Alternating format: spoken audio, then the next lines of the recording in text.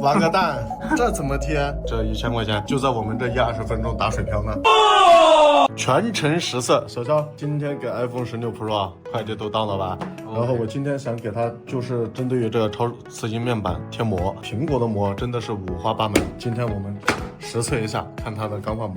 首先这里面全程无广，然后全都是大品牌，你知道这些视频我耗费了上千元，我真的服了，没想到苹果钢化膜这么贵，这第一家大品牌，那么大盒子，那么大定位器，这么大的定位器，还要自己组装。对啊，它还有组装件，我看一下啊，对，没问题啊。它是先把手机放进去，给它定位好，后面我就不清理了，这个我先闪膜给清理一下，检查一下灰尘 ，OK， 没有灰尘了。现在安装膜。应该挺好装的吧？这个膜？这个膜的话，感觉很薄。很薄？对。那能抗摔吗？它不一定薄就不耐摔，它还是要看你的玻璃有没有做那个强化处理。这是不是方便很多啊？确实。然后除尘桥先拉吧，应该是先拉除尘桥，再把这个滚轮给它这样安装上去。没对齐啊。好，行了，来，我们推一下啊。OK。这就贴好了。还推回来一下。来，我们再看一下。首先啊，全屏它是没有气泡，也没有白边的吧？没有，是吧？然后顶部它是有防尘网的啊，可以看一下。确实能看见。边缘的这个覆盖面积做的还可以，左右两侧的覆盖面积做的非常饱满，因为它是3D 热弯膜。不过底部可以看一下，它会有一点点缝隙，是吧？没有完全覆盖。对，底部尤其 R 角这一块是非常明显的。当然，作为苹果手机，我需要测试的就是它的一个黑边有没有遮挡，可以看见有一点点。角度问题，现在看着就还好了。现在看着就还好，没有遮挡。然后包括大家应该都知道的，还有这种测试，你看一下这个4个角白线，这个白线如果都能看得见，就说明没有遮挡。OK， 现在都能看得见。那就是还可以啊。总体来说可以，唯一就是这个性价比差点。然后表面的这个输层，它一样的还是沾染指纹的，看见没？还是会沾染指纹的。那很多说完全防指纹，我觉得不可能，毕竟它是一片玻璃嘛。那确实。然后它其实还有个问题点，就是这个定位器，它不是特别牢固，放上去呢之后啊，比较松。对，很松，它不是一直固定在上面的。组装这一块，一定是要先看说明书。不过定位器不重要了，最重要还是这个膜。整体来说的话，覆盖面积还算不错。整体的一个效果也不挡屏，相对来说还可以。不过就是价格比较昂贵啊，非常昂贵，小100块钱。因为全叫钢化膜，2片装100块钱都搞不定的。来，我们先把这个膜撕掉。我刚才说这个膜不是很薄吗？你可以看一下，哇，对折之后。但是它有那个波纹呢。对，它有这个皱纹，看见没？对，是，就是有这样的一个皱纹，用的胶层可能不一样吧。黑边相对来说应该是1.0左右的一个黑边。这都能看得出来。对，都不是特别细，不是特别细，但是只要不挡屏就行了。OK， 那闪膜的综合来说还不错，我们先放着看一下下一家，好吧？第二家我们看一下这个秋古兔的，也是一个大盒子。对，也是大盒子。秋古兔这个品牌最近非常火，我们看一下它的这个实际效果怎么样。把这个壳子，它这个盒子很好，很硬就保护钢化膜嘛。对，防止运输途中这个钢化膜出现破碎的情况。这样。然后清洁包也是秋古兔的，2个清洁包，买了2片装。这个我是有优惠券去买的，他们家也喜欢发优惠券。然后相对来说比闪膜的会便宜些性价比。正面你可以看见它这个牢固一点。定位器就是在这里的，是吧？然后16 Pro 我现在把手机给它放进去。刚才闪膜的定位它没有完全定位住，它没有完全卡住，但是秋古兔你看，对，它就这样完全卡住了之后，但是它又不用担心刮花手机，卡上去是很轻松的，就是刚刚好对，定位刚刚好，感觉还可以。然后就是它的这个钢化膜了，这个黑边的话，相比于闪膜的黑边来说的话，应该是有一点点细，会细一点点，表面的话，我就用抹布随意擦一下，我正好测试一下它的这个除尘桥的这个效果，因为它们都是自带除尘桥的，看见没 ？OK。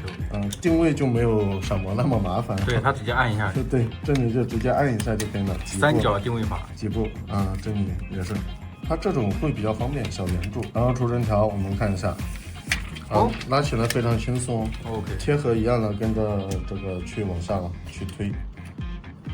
但它直接，它是一次性就能贴好的，它直接滚到这里就可以了，它不用再回来。然后这上面这样一安装，那么简单，那挺方便的啊。是。然后我们先把离心膜切掉，同样气泡，全屏我们先看一下，它也没有气泡，也没有白边的一个情况啊。确实然后它这个二角是不是这个覆盖面积，对，直接一眼就能看见和刚才闪膜的一点点区别，是不是？是它直接到边缘。刚才闪膜我刚刚说的 R 角以及底部，它会有一点点缝隙，缝隙就很容易留下灰尘。那这一个覆盖面积，对它这个确实可以。这个边缘的弧度，尤其这个边缘弧度，我真的好喜欢。哦，不会割手。对。那我们因为它是有黑边钢化膜，我们同样的也来测试一下吧，看一下挡。这个没有挡。是没有挡屏，是都能看得见。对，没有挡屏。然后同样我也是在拍照的模式，我们看一下它的这个4个黑角有没有挡屏。没有挡，看得非常清晰。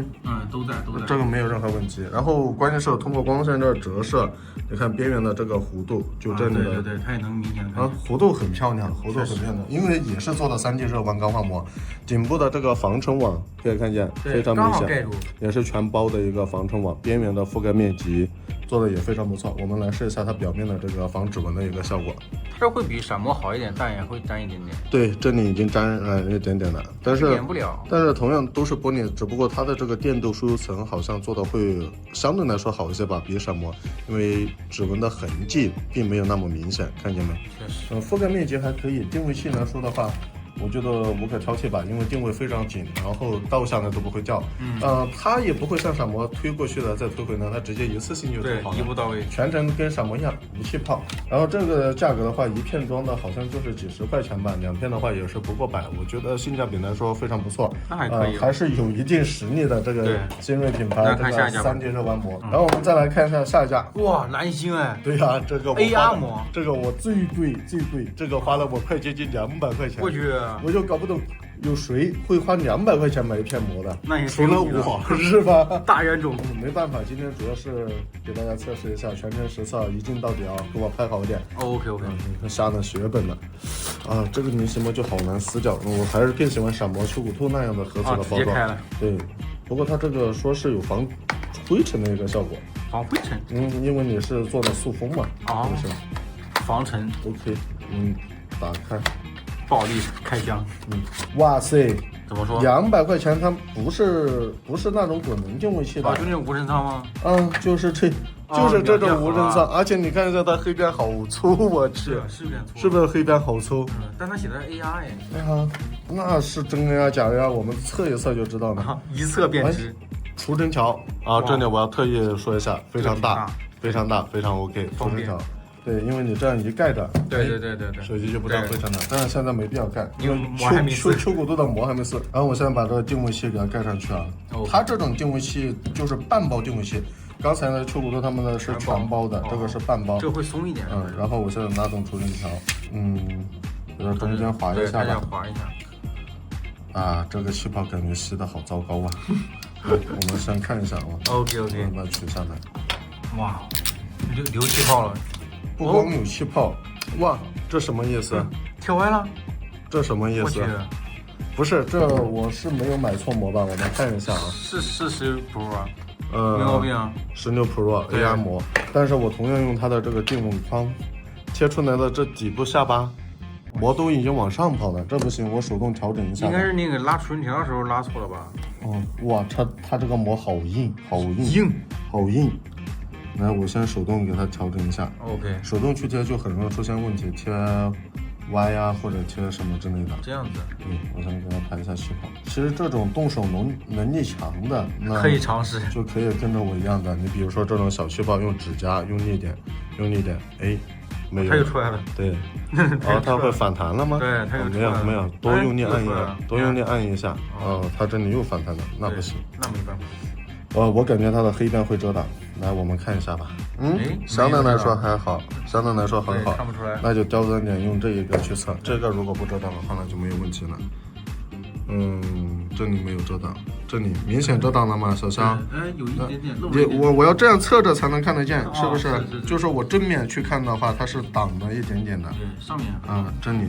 对，这里还好。这里你看，明显我是这样的，我如果是这样侧着，可以看见，那说明黑边是有一点点遮挡的，而且这一个防尘网我真的无语了。苹果16 Pro 的这个听筒有这么大吗？它做这么应该没那么有长。做这么长的一个防尘网，那不是多此一举吗？确实有点。底部的覆盖面积，因为我刚才现在矫正了之后，底部的覆盖面积看一下，它是不是有很明显的一个缝隙？对，底部的这个覆盖面积是的。然后我要找一下不同的光线才能看得见。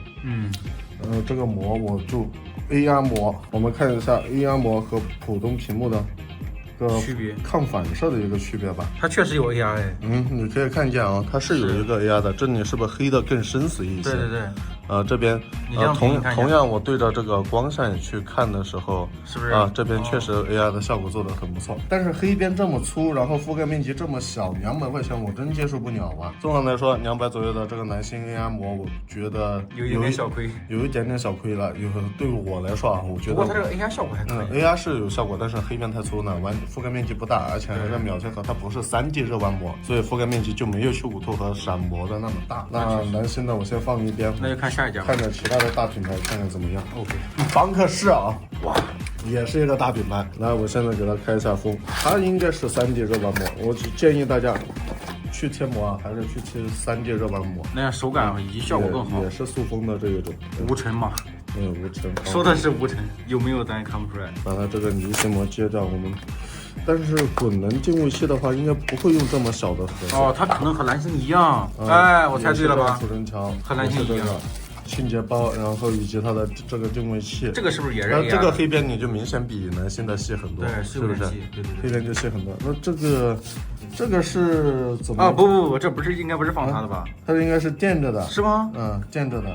我去，还有点小小的设计。然后我现在看，我同样是轻脱储存条，等一下别人又说我脱下了。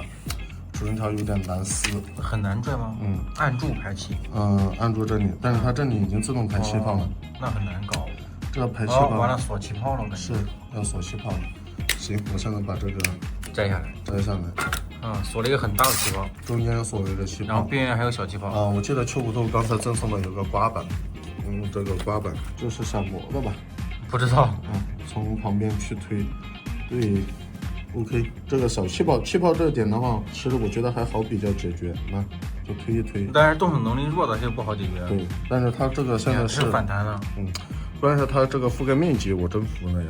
我去，你看一下，这是目前来说最小的。边缘的覆盖面积是不是？它会割手的，这样返回它会割手。这样。但邦克士卖的也不便宜啊，100多块钱的价格，底部也覆盖面积不行。然后防尘网是有的，防尘网能看见它是有防尘网的。但它没有挡住前面的上面是明显的这个防尘网它就没有盖住这个听筒，好吧？上面的缝隙很多，这有一个什么情况呢？就边缘很容易积攒灰尘。然后我们看一下它的，我直接来这个测试吧。我觉得这个更准一点。直接来这个测试，我们看一下这个黑边，你比如说这里的黑边，OK 没有遮挡，这个看不见，这个太白了。OK 应该是没有遮挡的，相对来说比男星的这个会好一点，因为它黑边细一点，确实细一点。然后覆盖面积比较小吧，这是我不得不吐槽一点，价格并不是便宜，大品牌的价格都是比较贵的。粘指纹的这个防指纹的效果也是同样可以看见的。气泡的话，它不是一次性就能贴好还需要动手能力比较强的。但对于这种边缘的气泡，多按压几下吧，我建议是多按压几下，不行的话等一下找他们客服，如果贴不好。OK， 那总体来说邦克士中规中矩吧。如果说你说性价比，它也没什么性价比可言。产品力的话，覆盖面积稍微小一点，如果大家能接受，那可以去用。好，我们先把它取下来，看下一个。看一下下一个玉年大牌子，又是塑封，也是大牌子。那这种也是秒贴合吗？确实，苹果的卖3D 热弯钢化膜的很少，因为3D 热弯钢化膜的成本更高为什么？它3D 热弯的，它的工艺更多嘛。你像这种都是2.5G 的，2.5G 的，确实没有3D 热弯的刚才效果来的。关键成本低成本低，所以卖的相对来说也不便宜啊。你像南星的对哪有性价比可言？这个品牌力嘛。玉年的相对来说不是很紧。不是，这是要用力卡下去吗？啊，放不下去，是不是弄错型号？没错呀，15，16通用啊！哎，他这是给我发货都发错了。我买的16 Pro，难怪我说定位器放不下去的。定位器摘下来试试。不过这个产品其实我真的不感兴趣，也是同样的大黑边。是。它这个运年的膜相对来说很便宜啊。首先它的膜很便宜，但这个大黑边我是接受不了的。确实。它这个膜的话，性价比的朋友，我觉得关心性价比的可以试一下运年的。那运年的我买2片多，这里面还有1片。OK， 我先放在一边吧。OK， 看下一个。下一家。这个星球卫士的，对，星球卫士卖的价格是也是中等中等，但是比秋古兔的好像贵一点。秋古兔的是我觉得3D 人王膜里面说性价比来说是非常不错的一款，目前好像没有找到比它这个更好的了。啊，这个不知道是不是3D？这个肯定不是3D 啊！你就从它这个盒子大小，连定位器都没有？不会吧？让我纯手贴的。几片啊？2片膜，2片膜。哎，无黑边的钢化膜。试一下吧。OK， 那这就考验动手能力了。我觉得很容易贴歪。它这个覆盖面积会不会小一点？无黑边的膜覆盖面积都比较小。哇，这下巴好大。这个不用想，看一下覆盖面积吧，能看见吗？真的是太大了。几步？直接出太平洋了都。对，还进灰了。然后我贴的有点歪，对手贴的很容易进灰，因为你看这里，它没有无尘仓，它没有那个除尘桥，然后这个型号是没有买错的，对 ，iPhone 16 Pro 对应机型。但16 Pro 如果说给我这样的一个产品，我真的无语了，还差点意思哈。我去，这一撕就破，这不会吧？这钢化膜我真的服了呀，无语，我只能说无语。那刚才我还没说完呢，那这我只能说，大家看这个效果拔镜吧。啊，我保持沉默了。没有定位器不说，无黑边覆盖面积小不说，这钢化膜我居然唯独这一家一掰就碎的，这个我有点感兴趣。怎么说？盒子比较大。哎，没有猜错。哇，这包装也太简陋了吧！直接用这样的盒子就装完了。行吧，没事，它只要磨好，我无所谓多大。它这个有点塑料啊，你看。对，这种很塑料，它会左右歪。你看左右歪。对。完了，那这样的话，那到时候贴到一半歪了怎么办？没事，我先试一下吧。我给我的一个上手感觉，定位器比较塑料。当然还是看产品看膜。黑边来说中规中矩。对。按压到底啊，有一个提示字样确实不错。然后给它定位。哎，它是软的。它是软的啊，不好按，不好受力这样。是哦。那要是女生的话，她又按不进去了。你别说女生了，就我现在我感觉都按不进去，有点。它按完一边它就翘。2只手这样按吧。按进去了吗？应该是按进去了。OK 了。然后，底部的这个定位孔好小。要很用力啊。对。OK， 没关系，它这样能贴得好，我觉得其他都不是问题。这个应该不能贴。怎么了？你看见没？我去，它什么歪那么多？歪了。这边呢？这边没歪，这边不歪了。对。幸好还没贴，要不然又是吧？定位没有问题啊。难道说是上面的问题吗？可以看到啊，这个定位是没有问题的。是没有问题，要不手搓吧？来，我先试一下。又松了。对，这定位器就感觉我说了算。不行，没有。完个蛋，这怎么贴？确实。算了吧。手搓吧，要不？手搓的话要用那个刮板，它又没有赠送刮板。那就借一下其他家的嘛。没有赠送刮板，行，我试一下别的家的吧。我手动给它调整一下。哇，这里胶层都坏掉了。我去，我试一下啊。OK。首先这里看一下小张。假的？它是假的防尘网。看见没？就是那种黑，就是纯丝印的，纯黑边的。我去，那不是糊弄人吗？是啊，那不是糊弄人。我们试一下啊。它不是果冻胶，它是可以自动吸附的，看见没？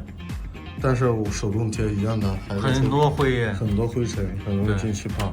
覆盖面积来说一般吧，也是一般，边缘也是挺好抹的，可以。然后有一点轻微的遮挡，来放桌子上面。我来看一下，就这样去看的时候，它的边缘是有一些遮挡的，但是我要这样看手机侧过来它才能看得见，然后正视的时候看不见。同样正理的时候也能看见，它的明显那上面那条白线它会细很多，是吧？对。行。行，那我现在把这片膜接掉吧。这个定位性来说，我觉得很一般。我刚刚说呢，这塑料感特别强吧，没想到它这里这么松，直接整歪了。这定位线直接就用不了，我去。行吧，放旁边。OK， 小肖贴完了这么多架啊，满目狼藉。这1000块钱就在我们这1-20分钟打水漂呢。然后综合给大家来说一下吧。非常好的是这个秋骨豆钢化膜，它的定位器也非常牢固，关键是好用。对，然后带滚轮的16 Pro 一次性能贴好，它是真正做到3D 热弯钢化膜的。价格来说的话，比较有性价比。其次的话，如果说相信大品牌闪膜可以去送，但是它的这个定位器啊比较难，然后就是说组合这块需要动手能力，然后再就是去贴合的时候也要小心一点。它的这个覆盖面积相对来说没有秋骨头下面那么大嘛，是不是？对，它会漏了一点缝。然后2片装的价格也会比秋骨头贵，所以我个人还是更加倾向于秋骨头吧。但至于什么200多的 AR 膜、100多的秒贴合，那还不如去贴3D 热弯钢化膜。对 ，OK， 本期的视频也是给大家全程实测，一镜到底。希望这个视频能给大家带来帮助，希望大家给我们点关注吧，点赞。OK， 行，关于16 Pro 我们今天测试就到这里啊。OK， 完结。